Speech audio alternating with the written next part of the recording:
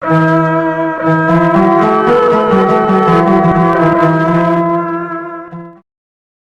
raja meminta telur ajaib yang belum pernah dilihat manusia, semua penasihat menyerah.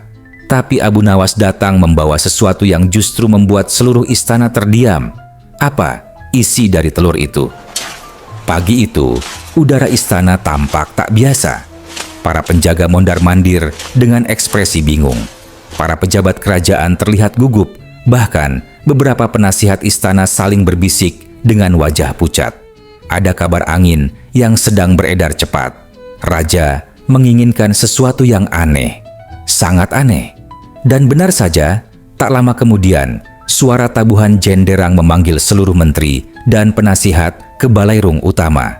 Raja duduk di singgasananya dengan wajah serius, satu alisnya terangkat, pertanda ia sedang menyusun rencana atau sedang ingin bermain dengan logika orang lain.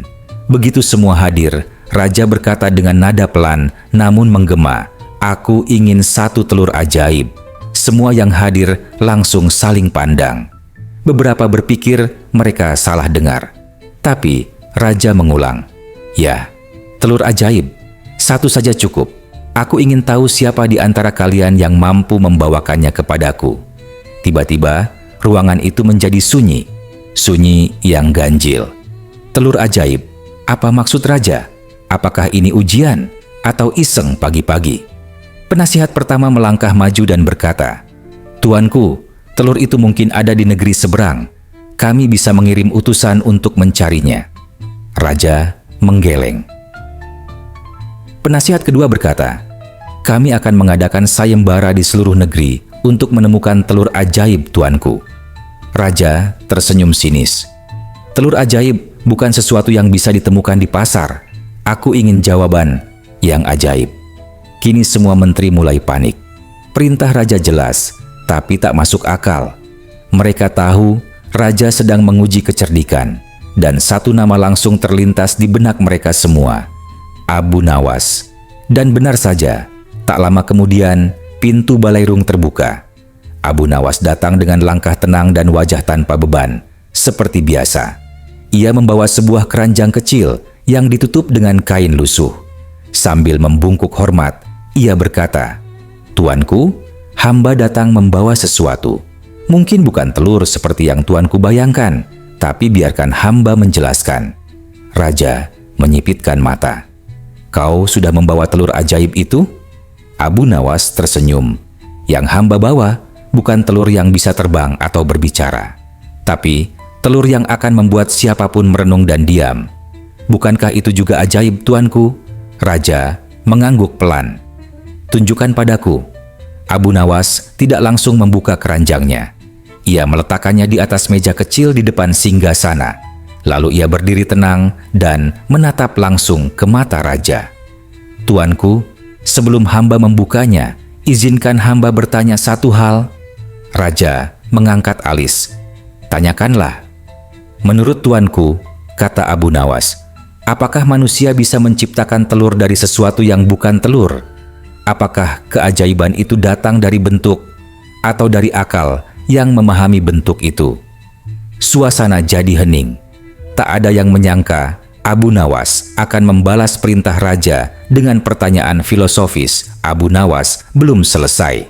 Ia melanjutkan, "Jika telur itu benar-benar ajaib, maka ia bisa muncul dari kehendak, bukan dari ayam. Tapi jika yang ajaib adalah ide di balik telur itu, maka kita sedang berdiri di hadapan sesuatu yang jauh lebih besar dari sekadar cangkang putih." Raja terdiam. Semua penasihat pun ikut bungkam. Belum telur itu dibuka, tapi Abu Nawas sudah membalik keadaan. Ia bukan sekadar membawa telur. Ia membawa kebingungan, dan kebingungan itu adalah kekuatan logikanya. Dengan mata seluruh istana tertuju padanya, Abu Nawas perlahan membuka kain penutup keranjang. Suara bisik-bisik mulai terdengar dari para menteri. Semua menanti dengan napas tertahan.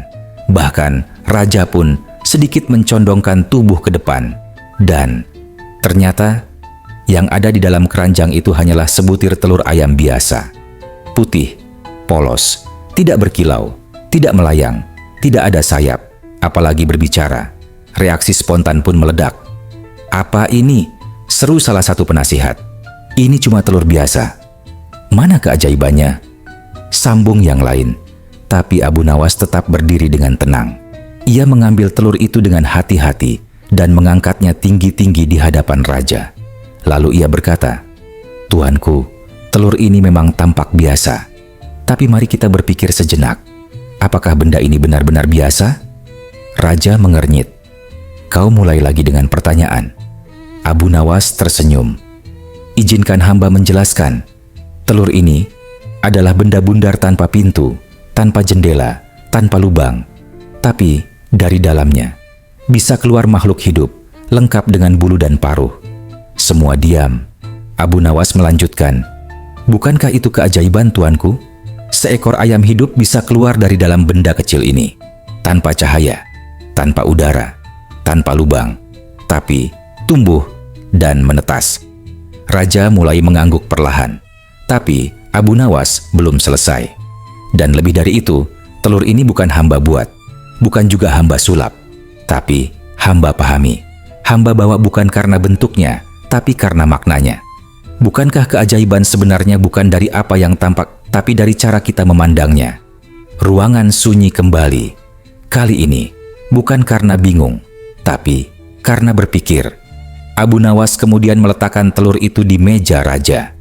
"Jika tuanku ingin sesuatu yang benar-benar ajaib, mungkin tuanku harus melihat lebih dalam. Bukan ke telur ini, tapi ke dalam diri sendiri." Raja menatap Abu Nawas. Ia tahu, sekali lagi, lelaki cerdas ini berhasil membalik logika istana dengan hanya membawa satu telur biasa dan menjadikannya luar biasa lewat kata-kata. Para penasihat yang tadi menertawakan telur itu, kini justru diam tak berkutik. Mereka sadar, bukan telurnya yang penting, tapi pikiran yang membawanya. Dan raja, ia tersenyum kecil. Pertanda ia mengakui kehebatan Abu Nawas. Tapi raja belum menyerah sepenuhnya. Masih ada satu tantangan lagi yang ingin ia berikan. Dan kali ini, permintaannya lebih gila dari sebelumnya. Raja tampaknya belum puas. Meskipun Abu Nawas sudah membuat seisi istana terdiam dengan logika luar biasanya tentang telur, sang raja yang memang suka menguji cerdasnya manusia, tiba-tiba melontarkan satu tantangan lagi.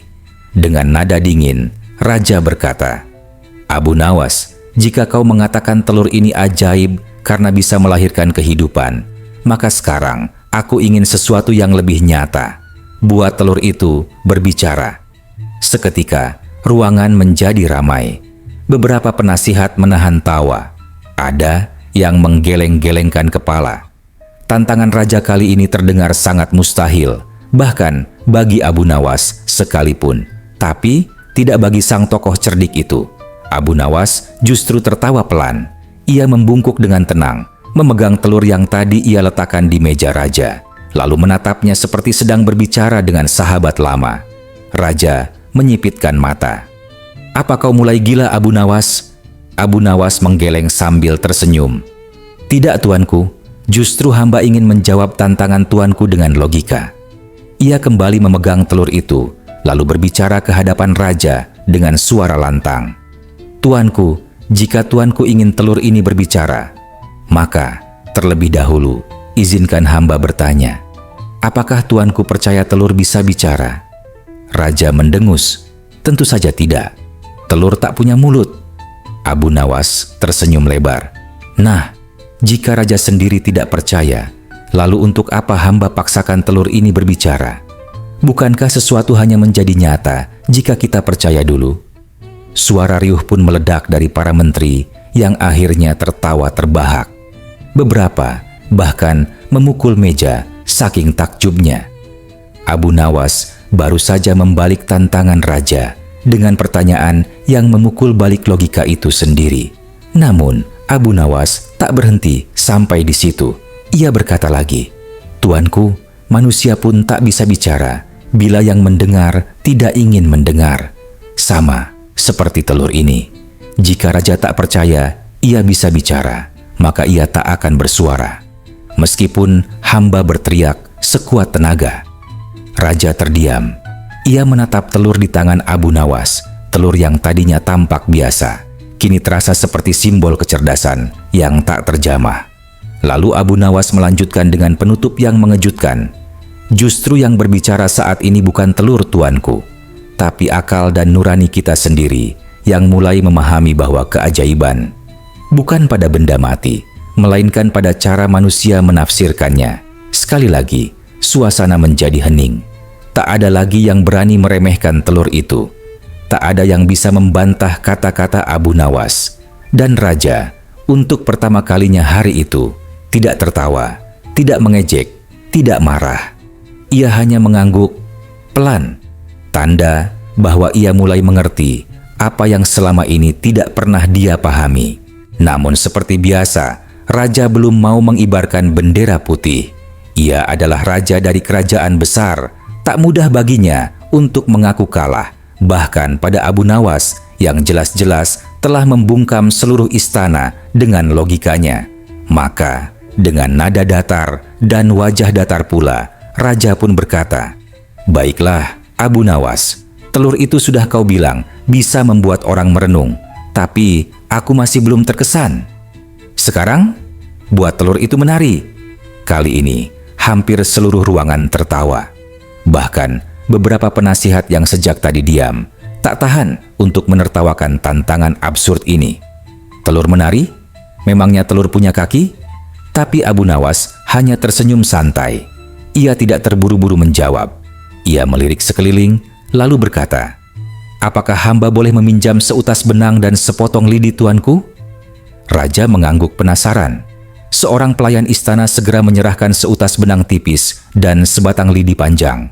Semua orang memperhatikan gerakan Abu Nawas dengan mata membelalak. Perlahan, Abu Nawas mengikat benang itu melingkar di sekitar telur, lalu menyangkutkannya pada ujung lidi. Dengan gerakan kecil, ia menggoyang-goyangkan telur itu ke kiri dan ke kanan, maju mundur, sambil bersenandung pelan. "Lihatlah tuanku, telur ini sedang menari." Beberapa penasihat kembali tertawa, tapi tidak semua. Karena perlahan mereka sadar Abu Nawas sedang menyampaikan sesuatu yang lebih dalam dari sekadar lelucon. Abu Nawas meletakkan telur yang masih tergantung itu di atas meja dan berkata, "Telur ini menari bukan karena keajaiban yang ada di dalamnya, tapi karena ada tangan yang menggerakkannya. Sama seperti dunia ini, tuanku. Banyak hal tampak ajaib, tapi seringkali itu hanya permainan tangan manusia." Ia menatap raja dan menambahkan, "Kadang kita kagum melihat keajaiban dunia, padahal kita lupa bahwa manusialah yang mengendalikannya. Sama seperti telur ini, apakah ia sungguh menari atau hanya digerakkan oleh akal yang tahu caranya?" Raja memandangi telur itu, tidak bergerak, tidak mengeluarkan suara, tapi tiba-tiba terasa begitu hidup. Karena kata-kata Abu Nawas telah mengisi kekosongan benda mati itu dengan makna. Lalu Abu Nawas menatap semua orang dan berkata, "Seringkali yang disebut ajaib itu hanyalah ilusi. Keajaiban yang sesungguhnya bukan berasal dari benda mati, tapi dari akal yang bisa menciptakan ilusi itu." Para menteri mulai mengangguk-angguk. Ada yang tersenyum malu, ada pula yang terpaku. Mereka tahu telur itu tidak benar-benar menari, tapi Abu Nawas telah membuat mereka mempercayai bahwa telur bisa menari. Dan itulah keajaiban yang sesungguhnya. Balairung istana hari itu sunyi. Tidak ada lagi yang berbicara, tidak ada yang tertawa, tidak juga membantah.